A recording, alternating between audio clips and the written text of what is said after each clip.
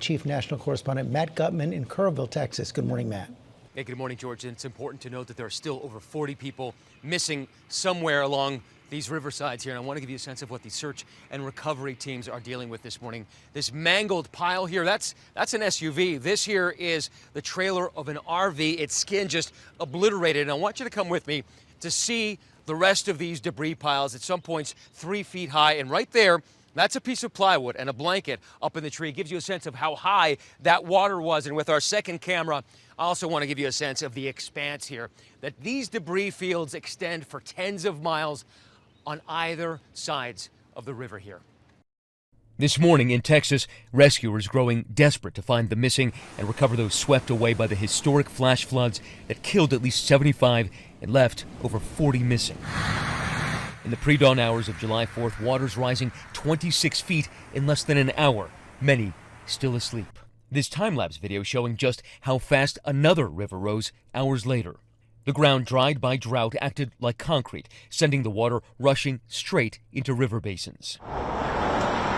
At Camp Mystic, a Christian girls' camp where 750 campers spent the night into July 4th on the Guadalupe River, the camp saying in a statement they're grieving the loss of 27 campers and counselors. Our hearts are broken. 10 campers and a counselor still missing this morning. It was just a normal day. The day before, like nobody had any idea what was going to happen. Camp nurse Devin Williams filming the day's festivities before tragedy struck.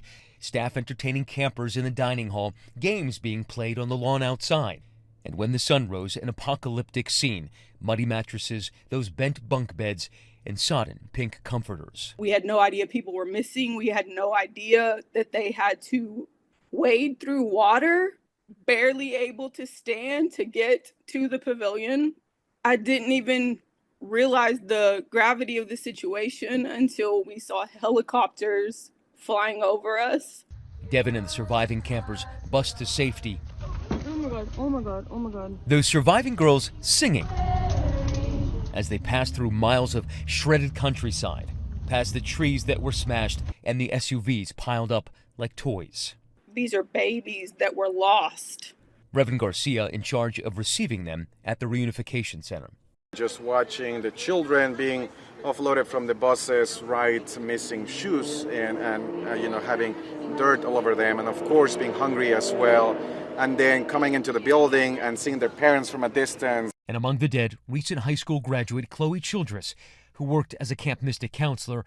Campers Sarah Marsh and Janie Hunt, just 8 and 9, losing their lives.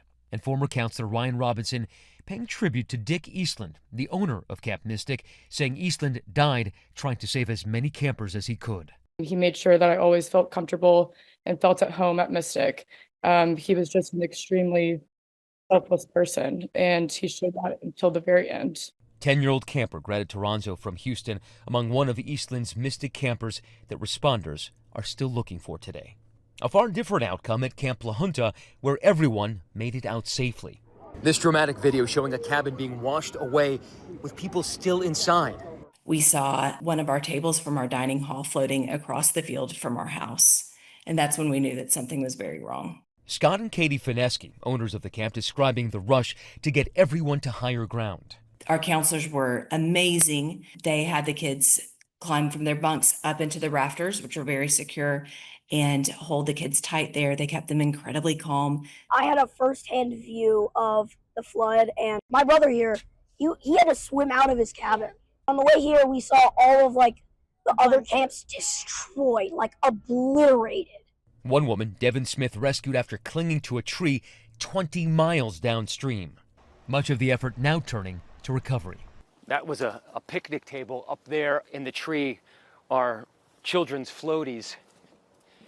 They're just combing through this area looking for a sign of a body.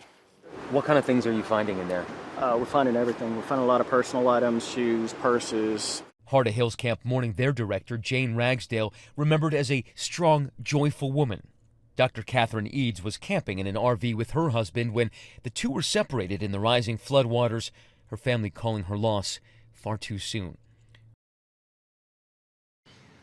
And families and people on the ground here also asking about that emergency alert system. Were people given adequate warning ahead of those flash floods?